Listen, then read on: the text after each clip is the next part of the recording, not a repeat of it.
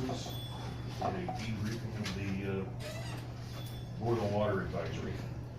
So I think it's probably best that we start with the chain of events and what happened and timing and how that works, and then from there we just move into critical aspects of how we document the procedures and work instructions for those critical processes, so that doing everything possible to make sure that we keep the plant running with good potable water. I was notified shortly after 7 o'clock Tuesday morning by the plant operator that the plants had been locked out, or the pumps had been locked out, and he was asking what he needed to do to get them up and running again because the towers were showing 0. Went on to state that the finished water chlorine indicator was showing 0.0 parts per million of available chlorine. Instructed him to take a chlorine test and confirm that there was a safe level of chlorine in the water, and once that was confirmed, then to go ahead and go back to the control panel and turn that pump on to hand. What's that mean, Chad? Well, because the SCADA system locked, the SCADA system had locked that pump out. And I guess I'll kind of talk about what we found. I got down there about 7:30 and started going back through. He was able to take that chlorine test, verify that there was adequate chlorine in the water, and get that pump up and running about 7:08 is when that thing was up and running. So when I got down there, we went back through on the history to see what had happened, and we'd started flushing fire hydrants Monday morning. The guys had flushed, they had 2 crews out, they'd flushed all day, and we were able to maintain a level in our towers that was about midway on the north. The south tower was more than half full. That shift operation for that plant is from 7 a.m. to 3:30, and the SCADA system runs that plant. The SCADA system runs it all the time, but there's a plant operator on site from 7 to 3:30, and that operator's job is to run tests on the water as far as what we've got for daily lab work, and then also to be verifying pump readings and things of that nature as he's going through stuff. So he was done at 3:30, and in going back and looking at the history, about 5 o'clock Monday night, the plant alarmed out that we had no chlorine in the water. And in going back and looking, what it was the reagent in the chlorine analyzer was empty, and it was missed. So the system did what it was supposed to because it showed it didn't have chlorine, and it locked out the pumps. It was trying to dial out,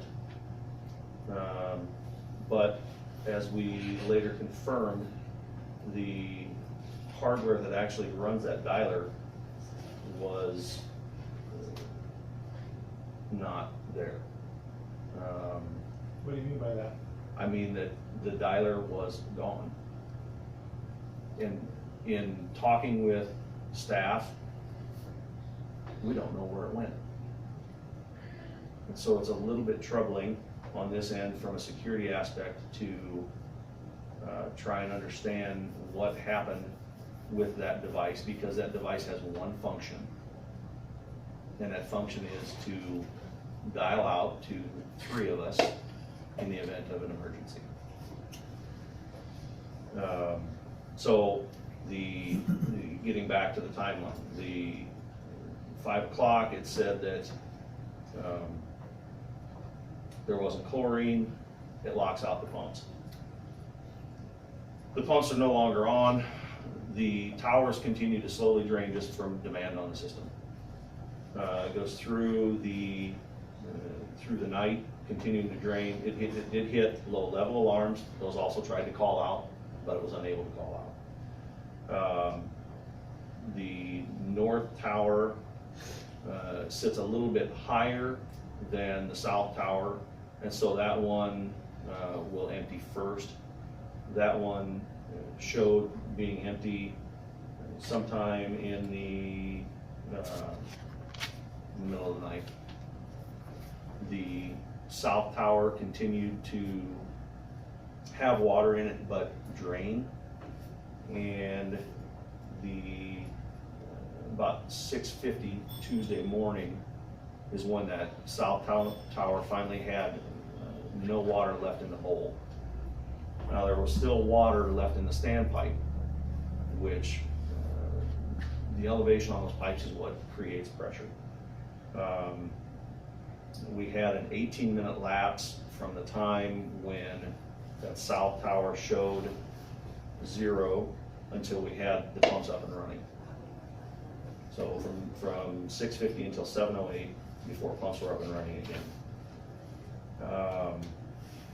Tried to determine a little bit based on flows and volumes as to what we could have expected for available water in that standpipe to create the pressure. With the state, with the EPA, 10 state standards, things of that nature, there is a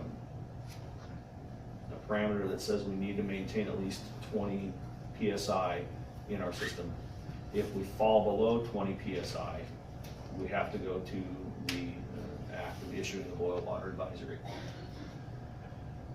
Working through that morning, trying to get everything up and running and continuing to watch tower levels, also to make sure that we didn't have a leak somewhere, to see that we were gaining and that we didn't have to send crews out to try and find a leak if that's what had drained them as well. Working through that and then getting a hold of the control company that has put this system in and continues to work on it for us since its inception, to talk to them about what we had going on and about the situation with the dialer, and get them to come back in and get this fixed for us immediately. Once that had been done, I had tried to call the DNR, our field agent, a little bit after 9 o'clock. Was unsuccessful. I tried calling the office and a cell number. At 11 o'clock, I called again and was unable to get a hold of her. I called a different person at the DNR to discuss the situation. He gave me another contact to go ahead and call, and that was a little bit after 11 o'clock. I did talk to field officer then to discuss the situation and the data that we had, and also look at determining how much pressure we may have had in the system, and through that discussion then looking at the need to issue the advisory. He was going to send out the template that we needed to use for the notice, to work through the language and get all that done. Once I had that, I started working on the language, sent it to him to make sure we had everything covered. He wanted some additional language added in there, and continued to work on that. Was in the office here about 11:30 that morning after the plant. I talked to staff and redirected the distribution staff Because if we were going to issue the advisory, then we also needed to be going out and sampling in the system to determine if we did or did not actually have any contamination that had occurred. We went through, Tuesdays is typically our day for testing anyway. We went through though, instead of just grabbing our normal round of tests, we collected a whole month's worth of bacteriological samples. And they spent several hours gathering those samples and then running them up to the lab. It was at what time check? This was about 11:45, he was redirected to change what he was doing as far as sampling. And they were done, he got done sampling, I think he was back in the office about 2:30 and it was close to 3 o'clock before they had all their paperwork done and headed out to Newton with samples. I had continued to work on that notice.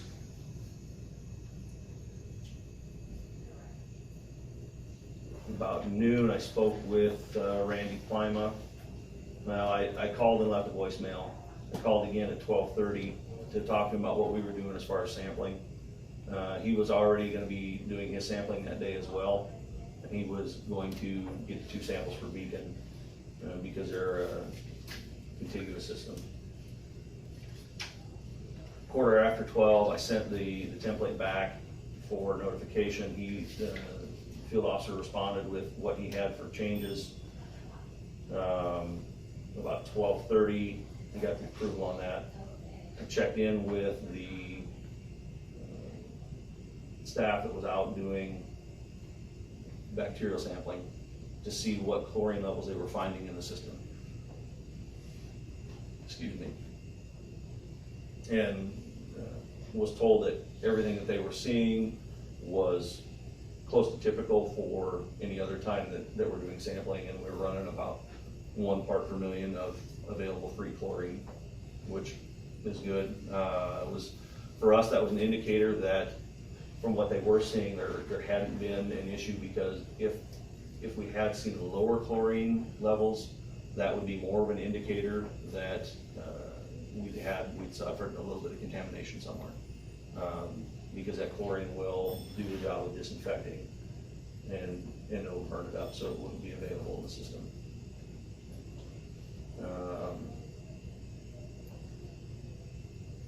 Worked on also the press release for what we were going to do with this advisory through that time as well.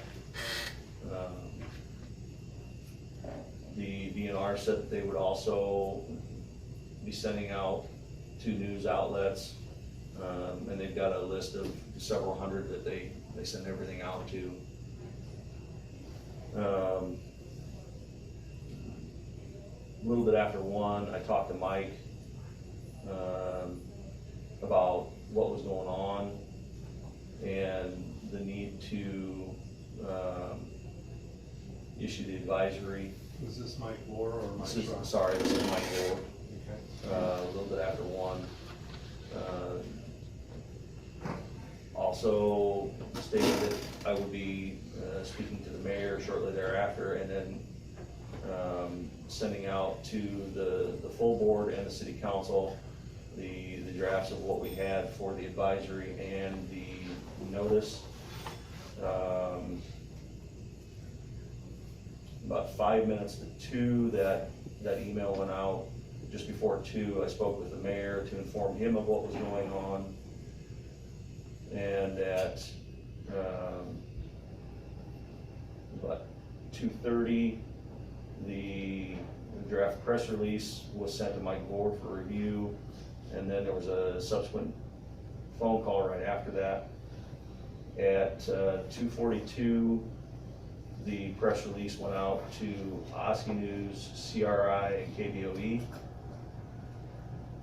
I thought that I had the Herald in that original notice, but I did not. And the one that I'd sent to KBOE, they called back later They didn't receive it, I sent it again, he went and found that in the spam folder. KBOE and then the Herald were resent just before 4 o'clock that afternoon, but they had already spoken with staff at KBOE. They had gotten notice from the DNR, and they were using the language from the DNR in their press release and what was going on. As soon as we had sent out that press release to the news agencies in this office, between myself and the front office staff, we started calling our emergency call list, and that includes the hospital, all of the critical care facilities and nursing homes, assisted living centers. And then the Oskaloosa Public School, talked to the maintenance director there, talked to the staff, the contact number we had for the Oskaloosa Christian School. We called William Penn with maintenance there. And most of these places, in speaking with them, we also turned around and then sent the copy of the boil advisory in email form as well, so that they had that. The last place that we did call was Oskaloosa Food Products, because they're a food processor, to speak to them. And Brad was the one that I called, and we had that phone call, and we talked about the steps that they were already taking to do some additional testing. So what time again did the initial notices go out to the press? 2:42.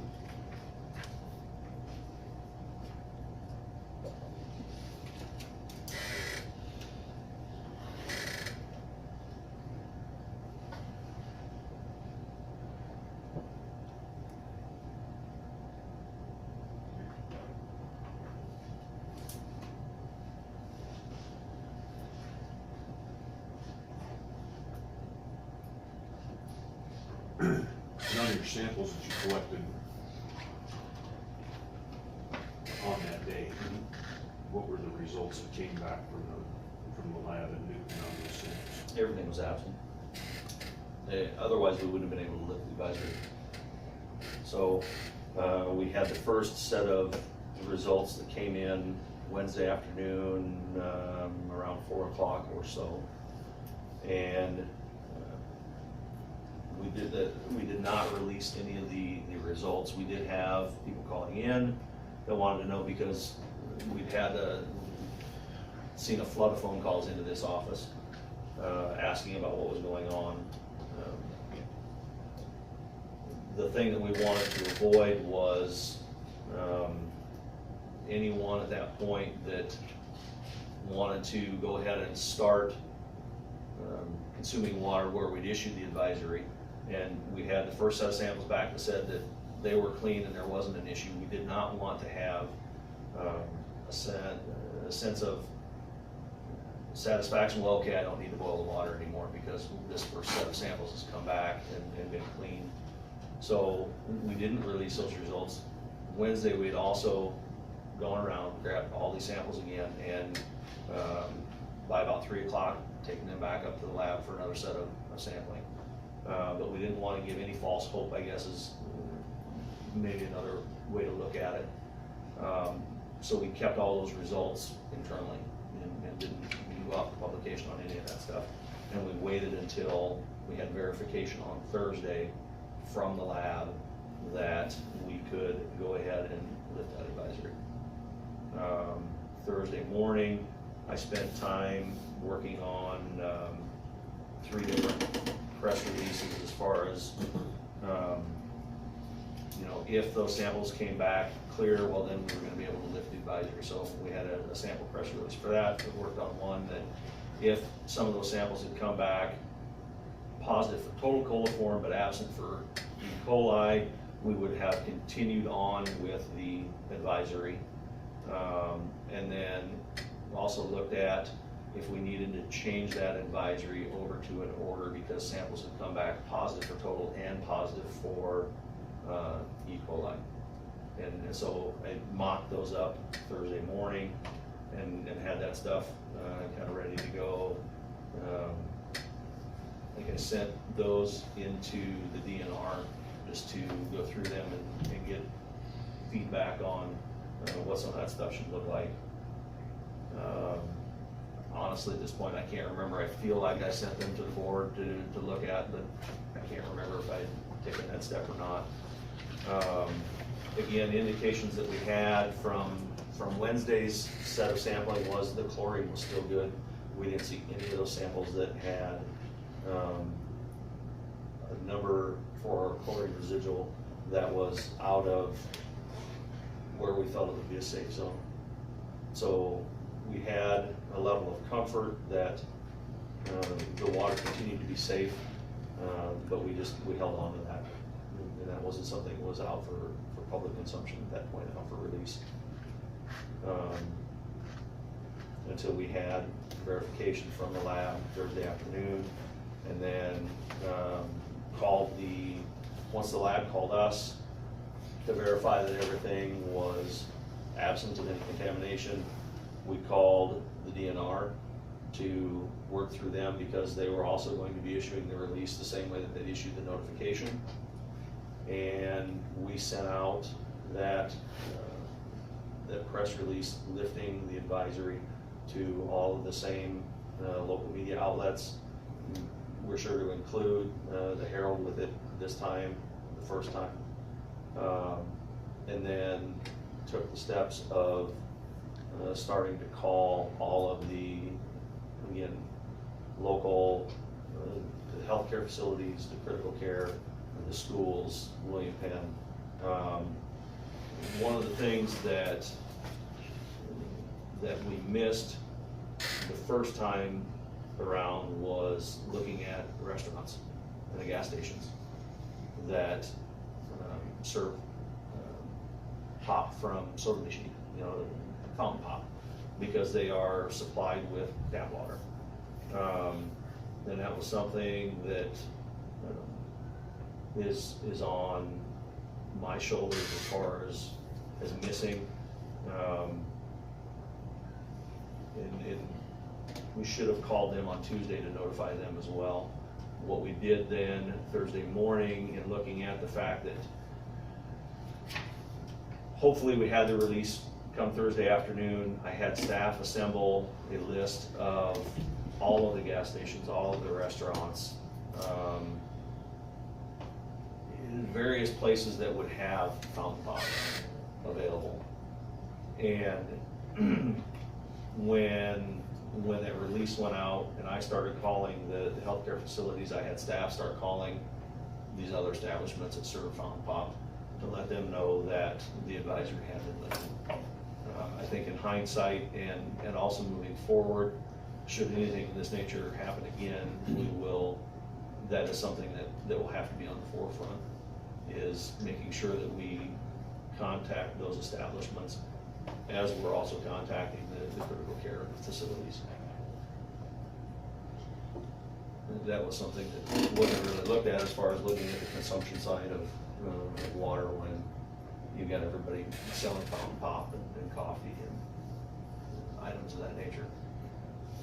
One question I got, Chad, this is actually posed to my brothers who called me and asked me questions, is, if the pumps, you became aware of the pumps down at 7 o'clock in the morning, I know the process that you described that you went through. Wouldn't that draw a concern? I mean, what point would you want our community to know that there's a potential here for bacteria infection or something like this? In hindsight, it should have been done quicker than it was. And I bear that. I think looking at the process should anything of this nature happen again, trying to get that notification through the DNR a little sooner, and not the lag in time. I know that was some different comments that we've heard as well. Was it seems like the notification should have gone out sooner, and again, in hindsight, it should have. You went through, kind of, you were talking about the different process that you took. Mhm. Is any of this documented someplace, manual or something that says? It's something that we have been working on for a while as far as coming up with SOPs on our operations. Staff has been tasked with coming up with those SOPs. Some of them are written, but of this magnitude, no, we don't, that's not something that is clearly delineated yet. It might be a good one to move up to the top of the list. Yep. What's the protocol for DNR's place in this? If this situation were to occur tomorrow, for example, would we still need to work through the DNR coming up with wording, or would we be able to use the template that was issued to do a quick fire notification to the public? We would be able to use the template that was already issued and change it for the existing conditions, but it still needs to, because they're the regulatory agency, it still needs to go through them. It is something that, this was a precautionary step on our part. I had no verification that there was any contamination. I had no verification that we dropped below 20 pounds, because our level indicators show that we had 0 in the tower, but that it doesn't show the pressure at the bottom of the pipe as far as where we're at. Those transducers are set up to just show tower levels. So for us, working through the DNR, it was the process of trying to determine could we or could we not have dropped below 20, and working through and talking to the field officer about where we should be at and where we were. So Did they have any suggestions for you in conversation with them, as far as, the DNR? did they have suggestions? And they were the ones that we talked to and came back with the advisory. That was their suggestion, was going with the advisory. And it wasn't a boil water order, because we hadn't gotten to the point where we'd had any verification of contamination. We didn't have any samples that had come back that were positive for fecal coliform. So that's why it was an advisory and not an order. And would you know that you needed to issue an advisory or an order without talking to the DNR? Not specifically, no. And some of that stuff, from a regulatory standpoint, there are times, and we've had issues in the past where we've had, in our monthly sampling, we will go out and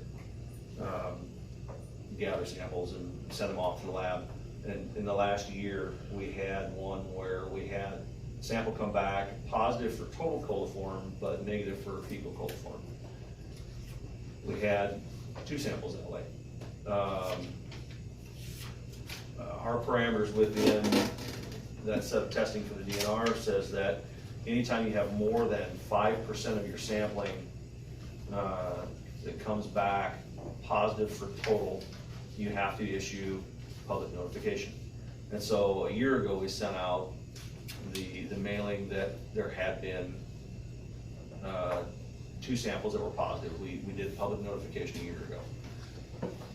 But that was an after the fact. That was something that after we had sent those samples off to the lab and they came back positive, then that tripped us going out and doing another set of sampling. Well, all of those samples came back, all of our rechecks came back absent of any contamination. There was no other total coliform in the water. So we look at our sampling procedures. Did we, when we were sampling, did we do something to contaminate the jars? We can't, on our rechecks coming back negative, to some degree, you're left with educated guesses on what may have caused it, because you don't know. But we'd already had the 2 positives, and that mandated that we sent out samples, and it was already, or sent out notice, and it was already past the time where the samples have been taken, and we've got over a week lag from all of that to where the DNR comes out and says, well, now you have to issue tier 2 public notice, and that is, you've got 30 days to get this notice out to your customers. And that, again, is all generated through the DNR. As the regulatory agency, they're the one that can have the control of where these things happen and when. Test samples over 2 days to clear the advisory, is that a DNR policy or is that an internal policy? No, it is a DNR policy. You have to have samples taken 24 hours apart that both come back absent of any contamination before moving forward.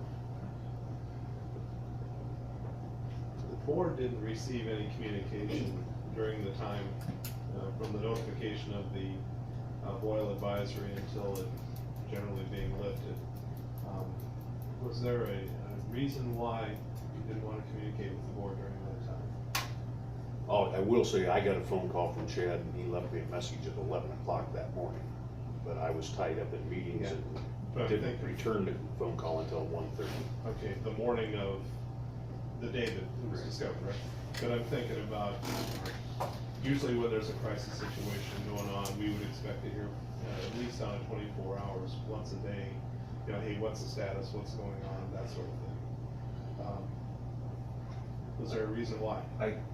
Mike had asked that I call him Wednesday morning as a follow-up to what we were seeing, and I did speak with him. Okay. Rest of the board? Well, I would think in situations like that, if you can't get a hold, try to get a hold of Mike, if you can't get a hold, you should try to get a hold of somebody else as well, and that's, whoever.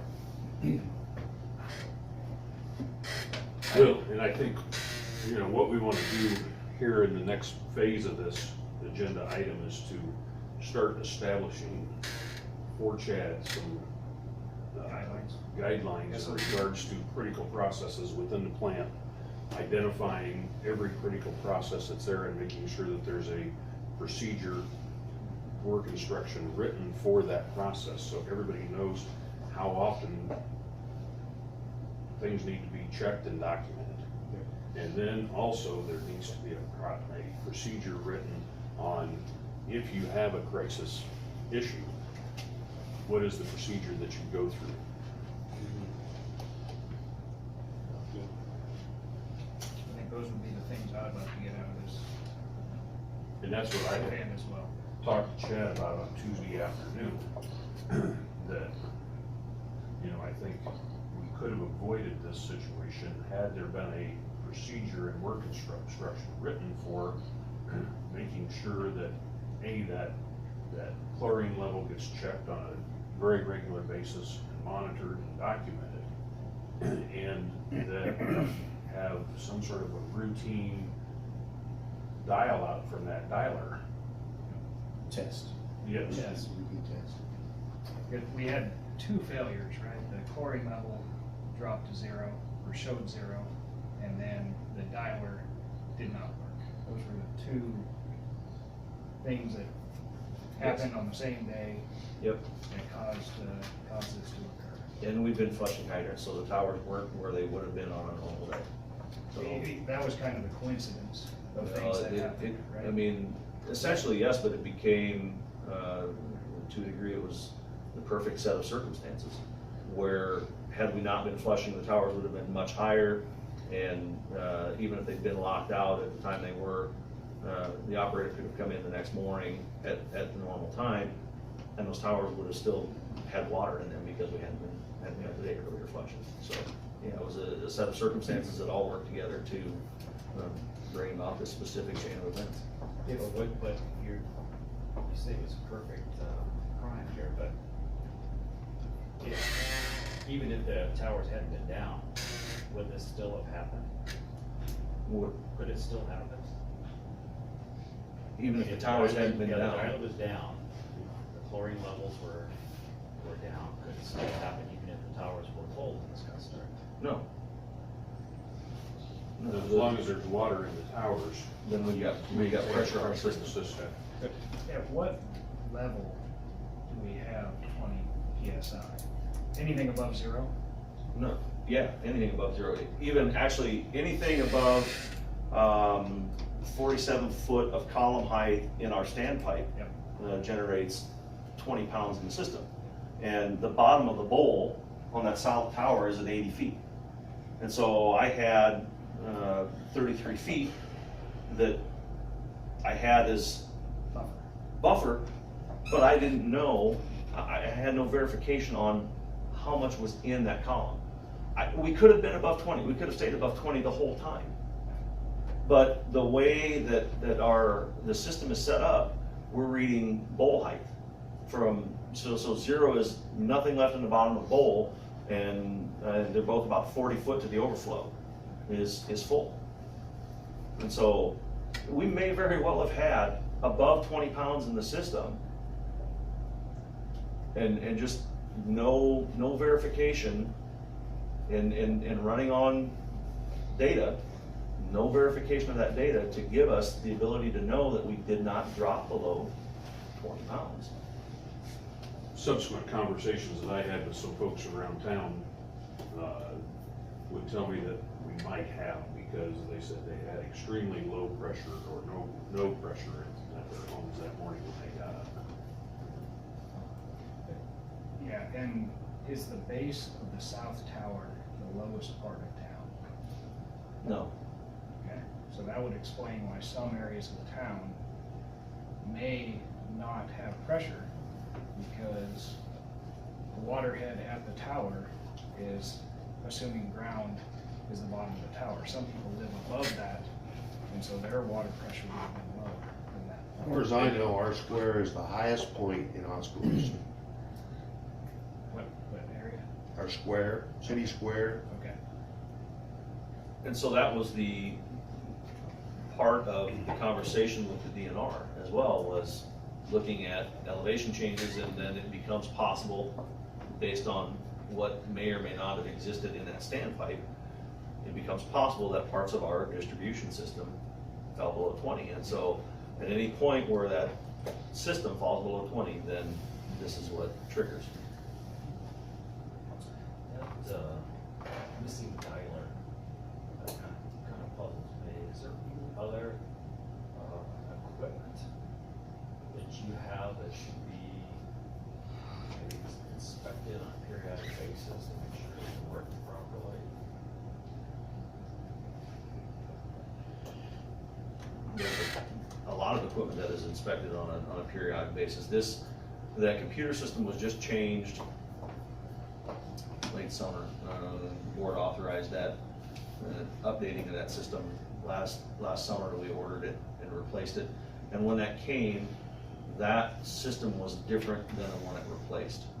The one it replaced was all integral to the computer itself. This dialer is a USB-based dialer, and it's set up differently. And looking at it, talking with the control systems company, and the representative had just been down within the last 6 weeks, and talking to him about what we were going through. He said, well, no, it's a box and it's right here, and I know it was there, and And we were looking at stuff going, it's not here, it's in, the operator who is the shift operator out there, and he's there 5 days a week, said, it's not here, and I don't know when it went missing. So, yeah, in moving forward, there's a list that is being developed of different things that we're going to do on a daily basis, as far as equipment checks and call-outs, weekly and monthly, in addition to the normal duties. So, it's something that kind of was brought to light as a result of this, that we need to make sure that we've got better control over. And one of the things too, in kind of wondering what happened with this dialer, last week, I had a local company representative come out and change out all the locks on the plant. In case there were keys from anyone past or present that shouldn't have had them, we wanted to eliminate that as an issue. So we will look at the need for, and we'll need to discuss the need for a change in the security available, the procedures, the possibility of looking at surveillance and what's going on there, to eliminate issues, to be able to come out on front of stuff instead of have to chase it down as we did with this. When was the last time that we knew that the dialer worked? And talking with staff 2 weeks previously, we knew that we had an alarm call out.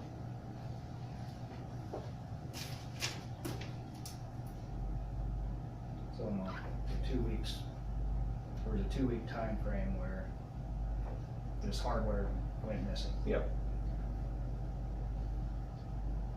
And it's not normal, if the plant is running as it should, it's not normal to get alarm calls. You may go 2 weeks and not have any alarm calls. You may go a month and not have any alarm calls, as long as the plant is running as it should. And so to not receive an alarm call for 2 weeks isn't out of the ordinary. Moving forward, it will be, because we'll go with daily checks. That's something that we've already discussed with staff, is performing daily dialer testing to make sure that it's calling out and that one of us is receiving that.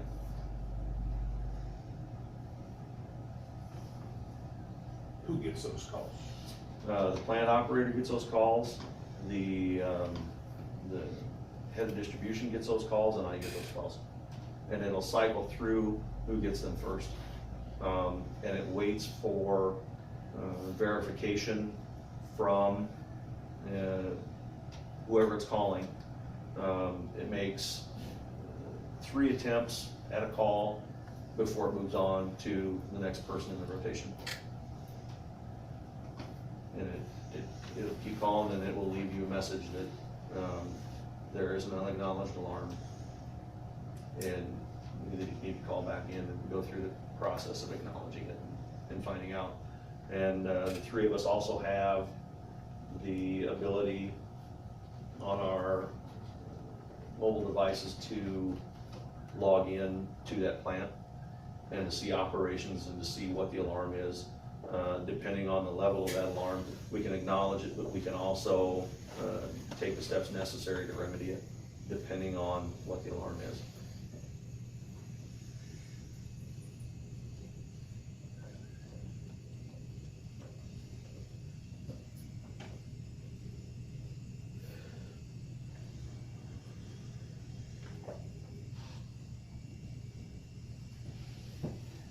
Can you, for this board, go through and tell us each critical process in the plant? bad failure of that process would cause the issuance of a boil advisory or a boil order?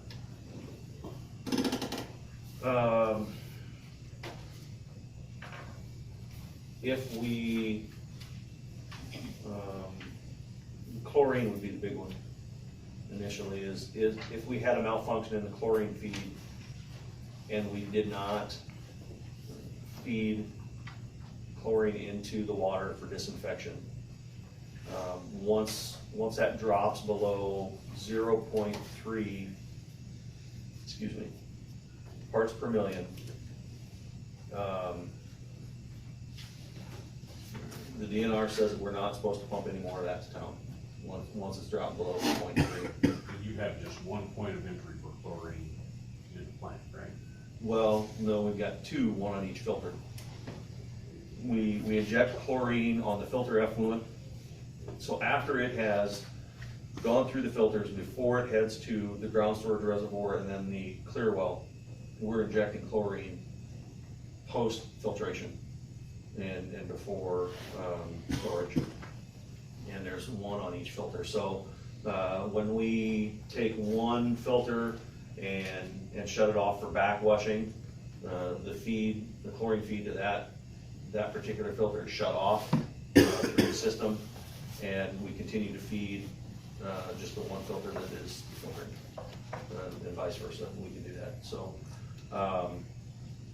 so a low chlorine level would, because then we don't have anything, we don't have the residual to continue to disinfect out the system. The issue with chlorine also raises its head, obviously, with the chlorine analyzers and the process that we saw that these reagents were empty,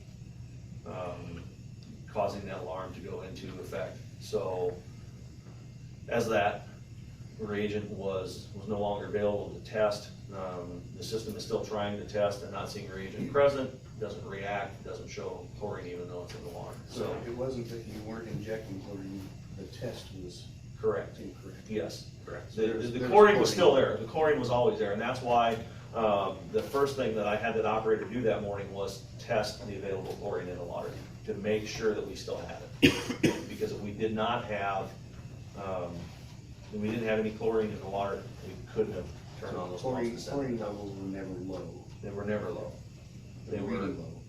No, they were reading low because of the Because reagent, of the- but not as a result of not having it in the water. The chlorine was always in the water, it was always doing its job. So also then, again, looking at the reagents in that bottle. The other issue we would look at for boil water advisory would be turbidity.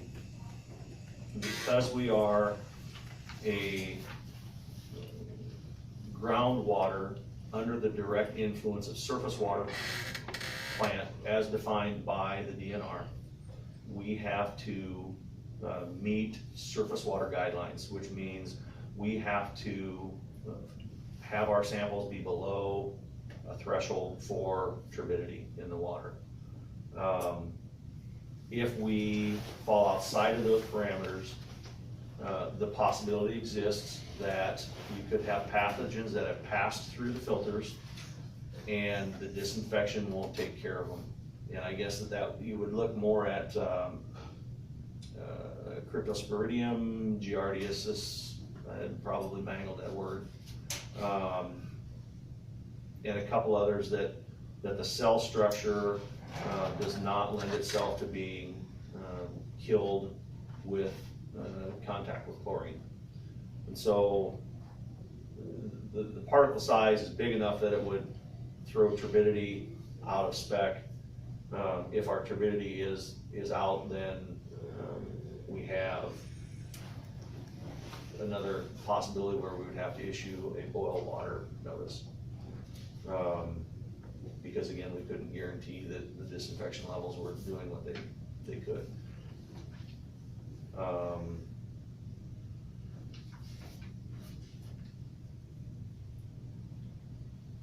For the boil water notice, I think that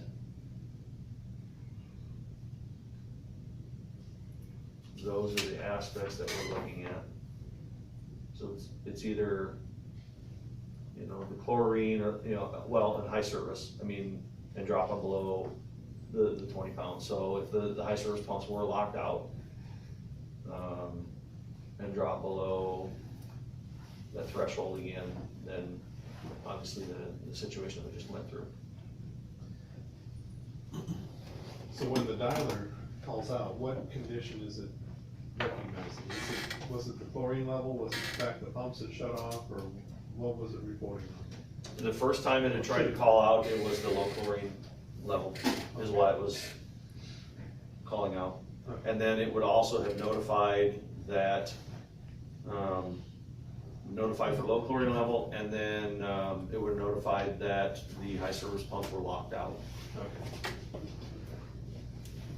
How long before, so the system noticed that there was the low chlorine level because of the measuring, catalyst reagent was missing. Right. How many times does it try to call before it turns the pumps off, or do the two happen right next to each other? It, I'm gonna say, for virtue of this discussion, that it happened simultaneously. Okay. There are different delays in the programming that were designed at inception, as far as once this parameter is hit, there's a certain delay before it shuts something off. Typically, we're talking about seconds. Okay. So once that chlorine analyzer on our finished water showed that it was below, it's actually set at 0.5. Anything below 0.5, it shuts off those pumps. And that gives us a safety measure, because the DNR says we can't drop below 0.3. So if we get below 0.5, we're shutting off. We don't want to run the risk of that other 0.2 in there. And, you know, it should call out at that point. So it doesn't operate in a limp home mode for any period of time. It stops the pumps. Yes. It shuts Yeah, off. once those, and there's several hundred parameters that are designed on there, as far as high levels, low levels, alarm levels, on all the different facets of that plan. After turbidity, what else do we have for critical systems? As far as the boil water advisory, I feel like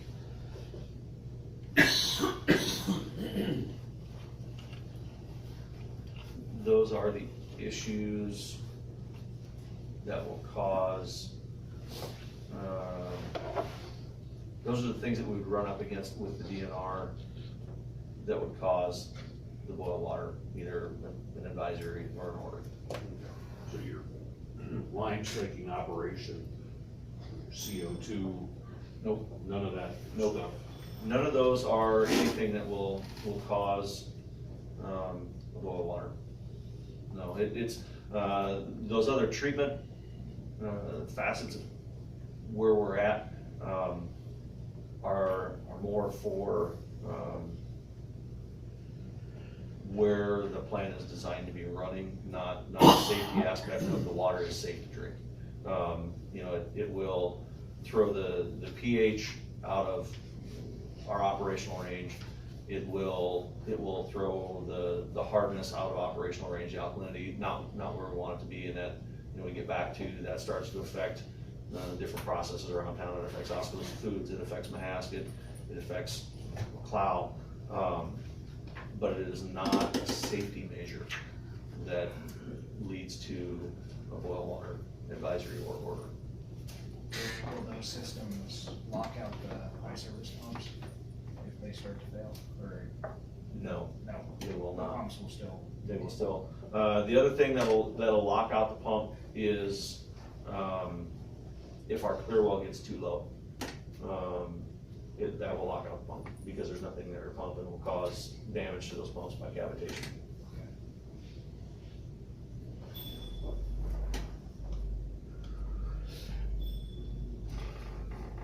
The chlorine level, turbidity, and then tower pressure are the three things that would Yes, cause the enlargement. yes. So if you lose pressure, then the flow just becomes stagnant, and that's what allows bacteria to grow. How do you? So if, we get to the point where we drop below 20 pounds, and the system is used to having, let's say 60 pounds in it all the time. And we drop to the point where we're down to 15 pounds somewhere. If I'm down at the end of the street and I have a bigger line that I'm gonna have a pretty good demand on, and I open up my supply wide open, and I start pulling everything my way, and we've got below adequate pressure, what we develop is the possibility of back siphoning something that is typically outside of that closed system in. If we have a leak somewhere, now that closed system has the ability to back siphon through. And so we present the risk of contamination that way. Because I've opened up all my water down here, I'm at the end of the line, and now somebody 3 houses up had a hose stuck in a bucket of Miracle-Gro. And now I can back siphon through their system into our distribution system and present that possibility.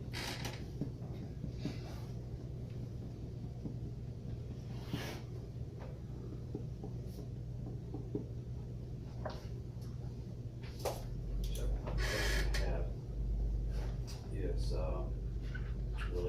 related to means of communication. I know you sent it out to the media and use that process. Do we have the capability of sending out notifications such as that through like text messages, through your cell phone? We don't, not here internally. No, there are systems available. And I don't know enough about the city's website to be able to answer what the functionality of that is. It's my understanding that there is an alert process there that they can do some sort of notification on. There is, but I would say more of a standard operation is what Jamie offers through emergency management. Was emergency management, frauding this, and then Jamie actually called me later Tuesday afternoon. I don't remember what time. That was one step that I missed as well, was calling him. So yeah, he once he and I had that conversation, he sent his out through it used to be Nixle, I don't. It's Mahaska alert now. Mahaska alert. So I know that I got that text on my phone that came through. And what, if I may, real quickly with Mahaska alert, it actually gives us the ability to not only send text messages and email, but it's also, I hate to use the word reverse 911 because it is copyrighted, but it's a reverse calling system. So for people that don't have text messaging or email, if they have a home phone still, we can actually either pre-record a voice or the system will read the text message that we send out and send those notifications. And people can sign up for it, or we can actually put subscribers in there, and we have the hospital, we have all the schools, we have all the nursing homes in that already. So for severe weather and stuff, they're getting those phone calls and saying, Mahaska County is under a tornado, or in this case with the water, they should have all got a phone call from the system saying, hey, this is alert, and we can see who it all went to, who answered, who didn't answer. it's a very good system that it's actually mandated through the state now, so legislatively it was put into place and we're able to utilize that system. I just signed up for it. Mahaska, you can go to mahaskaready.com and there's a link there, Mahaska Alert. That sounds like a very good resource that the water department should be in communication for these kind of alerts. And we don't need to internalize that into our own business. Yeah, there's a lot of manual calling that sounds like your staff Yes, did yeah. before, well, after you found out. So I think that's a very useful tool, resource within the system, in the community that we can utilize. I think it's one of those things that hindsight's 20/20 always, and so I will just say that in my day-to-day business, diagnosing problems is a very common thing I do. It happens a lot, and one of the biggest things that you always learn is that developing the procedures and the reporting is one of the biggest things you learn out of this, is to how do we do this so that it doesn't occur again? How do we get the communication to any new parties? Anybody that didn't get notified, how to do that? And so one of the things that I was wondering, there was a lot of work, or I've seen communication to update the public through the local media outlets as to what occurred, how did it occur, what are we doing about it? Is there a formal report that we put together after such an event of, these are the things that occurred that we can reference and go back to in the future? No. Okay. Right. But it sounds like we need to develop one. Yeah. It may be useful to say, these are the things that occurred on this event. And then that report can be used in the future as to what occurred in the past, what did we do, and what are we gonna do about it this time? You know, there's usually always the lessons learned at the end that triggers, okay, emergency management should have been brought into this. The restaurants and the gas stations should have been notified. These are the things that we would have done differently in the lessons learned kind of section, and then that moves it forward so that these things can, it always gets a little bit better every time that this occurs. You know, we're never going to go trouble-free indefinitely. Things are going to come up, and so what are we going to learn from this to do so that the next time it performs a little bit better? You know, I would just comment, Kevin, that certainly shame on. Determine whether it's an advisory, an order, and how quickly that occurs. I think are the things that we need to hash out for moving forward. They seem Can I, Go ahead. can I add one thing here? The fire department, we were never notified at all that the towers were down. And when Chad was mentioning a large draw from somebody, we had a house fire that morning at 8 o'clock. Luckily, we got out with the water that we had on board, but had we hooked, not had anyone, that was just a call, again, if Jamie would have been flipped into the system, we'd have got that right off the bat as well, so. Yeah. So that's another, another dynamic that you need to add into this. Very, very good point, is that the fire department is in need of water. Well, we can make adjustments for it, we just need to know about it. Yes. You know, through 911, I've learned, and Jamie will probably tell me I got the number wrong, but the average cell phone, people own 2-point-something cell phones. So I just heard, you know, you're on the right track. A cell phone is definitely the broadest, I hate to admit it, but the broadest notification, you know. The radio stations and the papers, they're becoming, you know, not very effective. It's just a fact, you know. The one issue that we have is that it's a voluntary sign up right now. People may have cell phones, but if they haven't volunteered, they don't get the notification, right? It's a voluntary sign up. Right, so if you have a home phone, it'll access that because we can actually put it on one database into it. But yeah, your cell phone it is, and there's, I wanna say 8,000, I know we sent just a little over 8,000 messages out. Okay. So. But I know what you're saying, but I'm telling you, Yeah. when people get those cell phones, I've been standing in groups, and I guarantee you, not 9 out of 10, 10 cell phones go off when this notice is sent out, you know what I'm saying? And guess what? If it didn't, they send it. I know that's not dependable, but I think that's the way the world is. There was a significant amount of time, waiting on DNR. If I heard right, you tried calling around 9 o'clock, wasn't able to connect with anybody, then 11 o'clock, had to bird dog again. Does DNR have drafting responsibility as far as these notices go? Or could we have acted independently of them?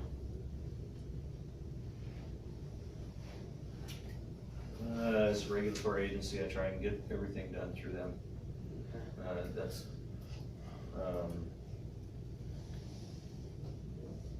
they're that organization that is here for that reason.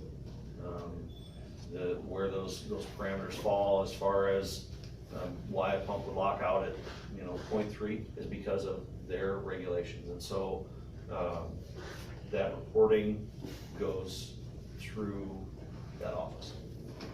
I guess what I'm wanting to know is how much of a partner are they when it comes to our notification to the public?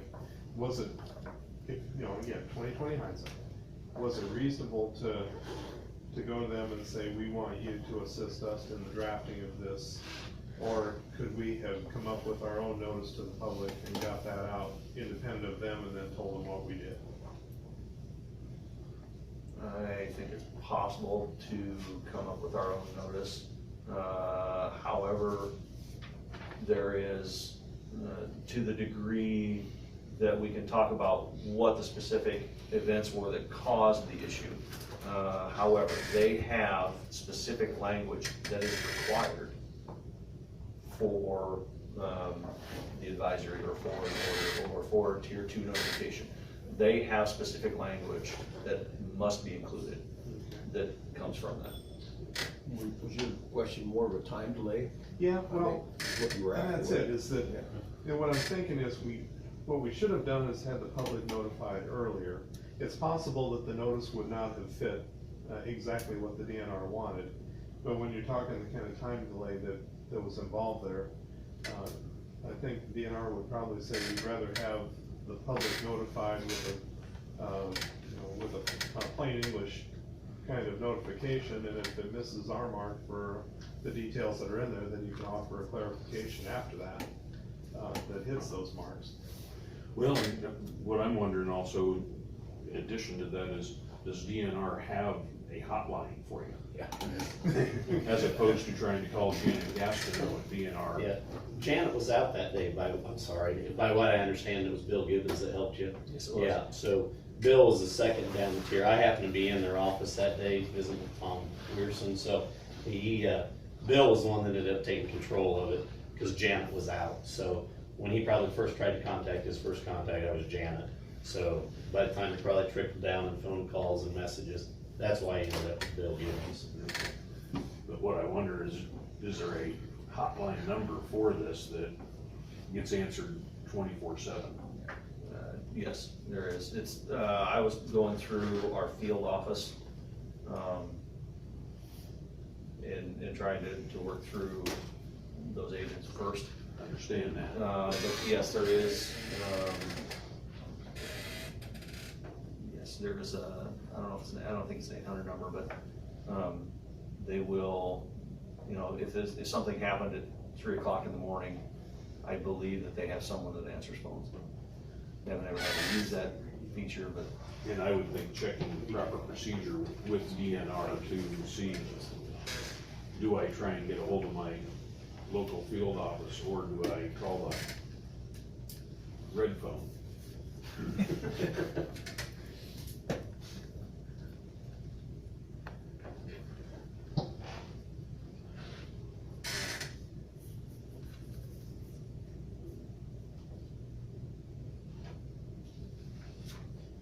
Also, in conversation going forward with DNR, does it make sense to ask them to help you to identify the critical processes? Absolutely. So that these 4 that you have, chlorine feed, chlorine analyzers, turbidity, and low clear well level, that there's maybe something else there that you're forgetting, as we said here this morning.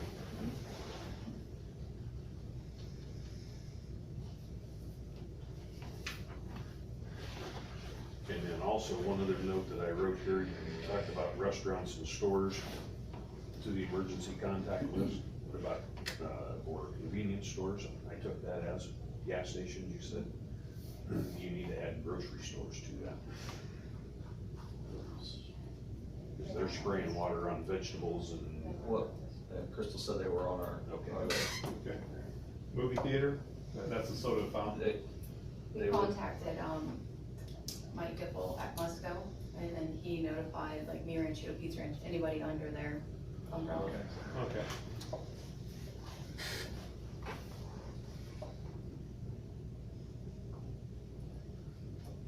Chad did mention that the day before, the plant had an alarm for the chlorine, but that was missed. Do we know if that alarm had been going off for multiple days, or? no, it didn't trigger until 5 o'clock on Monday evening. No, that system is set up that you have to acknowledge an alarm. It can't just continue to go off, you must acknowledge the alarm. Well, I would like to see very quickly, procedures and documentation on those 4 critical processes that you've identified.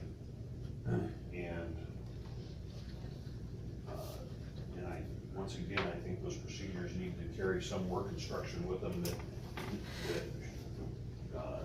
your plant operators are going around and actually documenting that they're checking this stuff and making sure that everything's working correctly. And that dialer needs to be added to this list of critical processes too, in my opinion. Yes.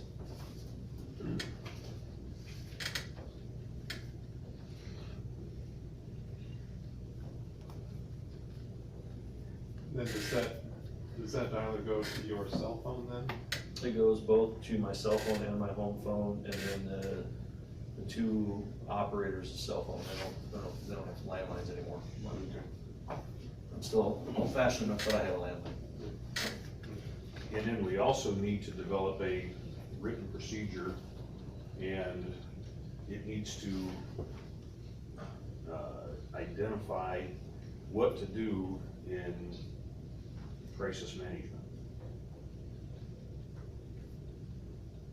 And it appears to me it needs to be reviewed by a number of people in the city to make sure that everybody is on that procedure and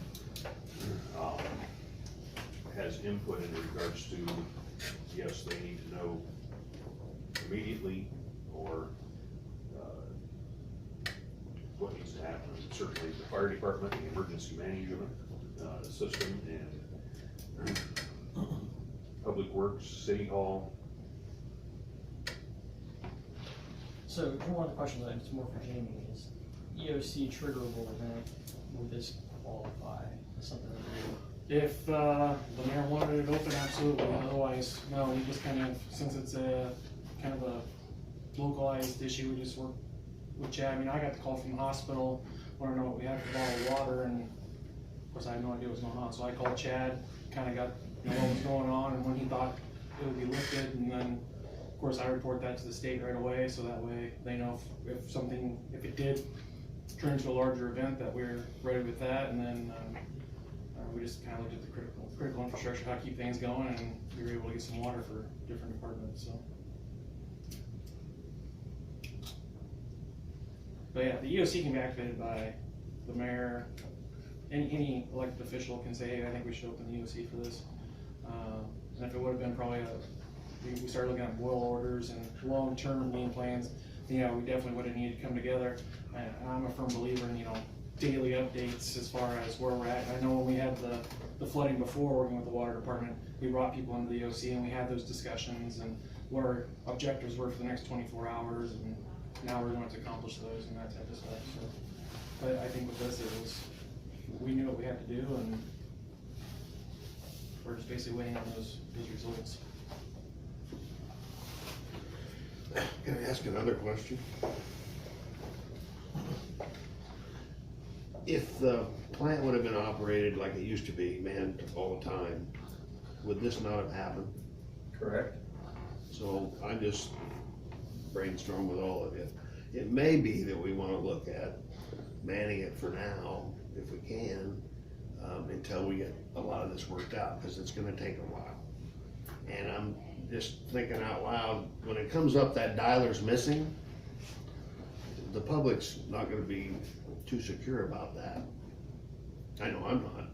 So I'm just a suggestion in this room, you know, I know the press is here, but. And like I said, if it wouldn't help, probably a waste of money, but if it would be a short term, give us a wide spot to breathe in.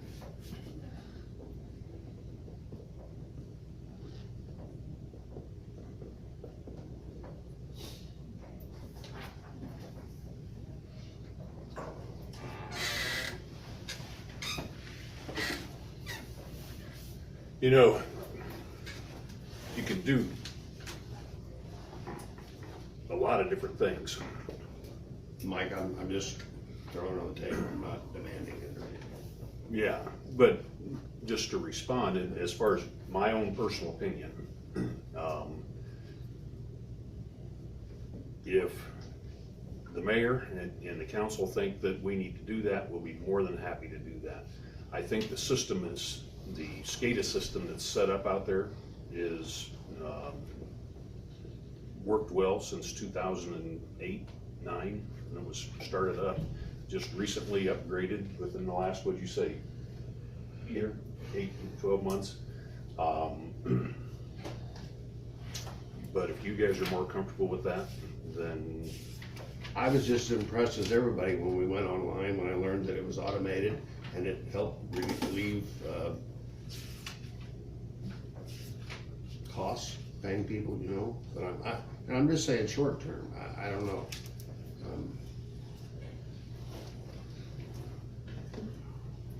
And if I'm out of place, we can talk about it in other circles, but I just, no, Tom, yeah, no, I think all yeah. thoughts and opinions need to be discussed You know- here today.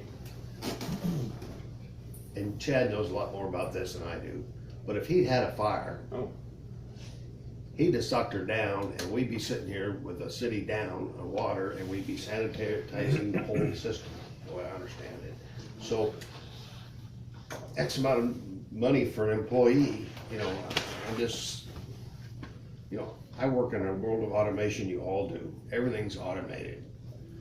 But the problem is automation fails, just like somebody doesn't show up for work. I mean, you know, it does happen.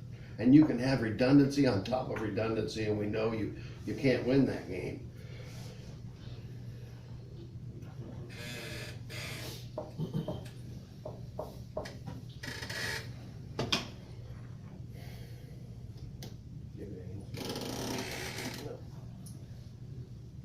I guess, you know, we're talking about water, but on the sewer side, we're gonna need to probably have similar conversations. It's part of the 2080 agreement, but I know we've had dialer issues in the sewer plant as well.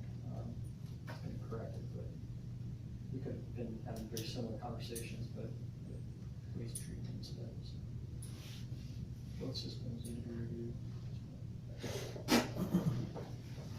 Most definitely. Yeah. Yeah. And again, I don't unfortunately, wanna- we don't have a SCADA system that would be as advanced as the water department, so there are more manual operations and pages rather than sort of phone calls, but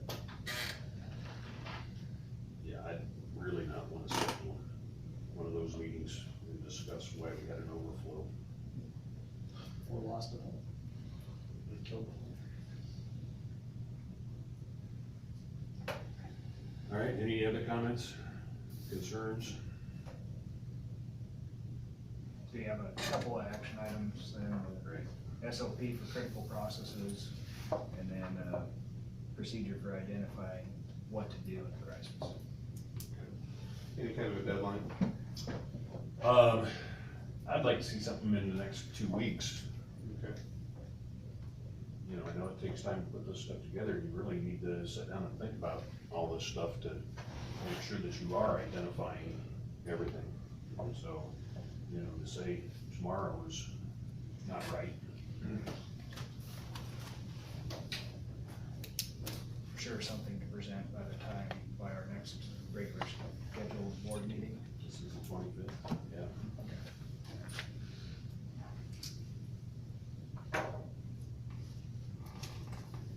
But I would like to see a draft before that, sent out to the board and the mayor and the council and the city manager. And certainly that draft of the, how to handle crisis management needs to include fire department, the emergency management. Anybody else that I'm missing there? Lord of Health would be good. Yep. Sorry. So the next board meeting is on the 16th of May. So that's, I think it's 3 weeks, right? yeah.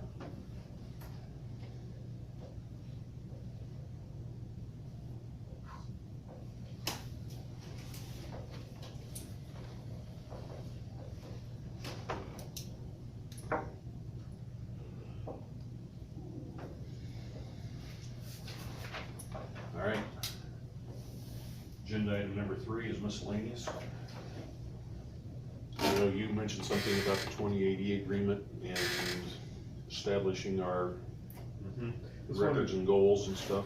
Yeah, that if we have a 2080 agreement, which we do, it would be nice to know what our progress is on it. So what I was asking for is a standing agenda item, to know how we're doing on that. And is that similar to what we talked about at the last board meeting? Yes.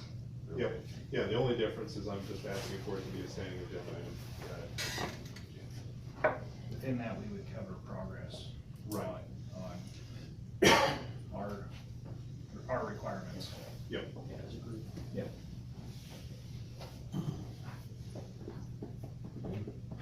Anything else under miscellaneous?